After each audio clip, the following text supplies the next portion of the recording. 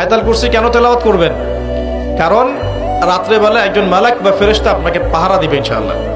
আর পশ্চিমাদের দর্শন বলে দিলাম, ওরা কিন্তু এই অদৃশ্যের জগতে বিশ্বাস করে না।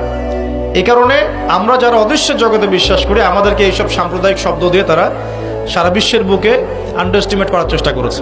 এগুলো ধরতে হবে। এগুলা সামনে আসেন। এখন কুরসির পরে কি আছে? এই কুরসির উপরে আছে একটা মহাসাগর। কি আছে? মহাসাগর। নাসা কি বলেছে এখন পর্যন্ত?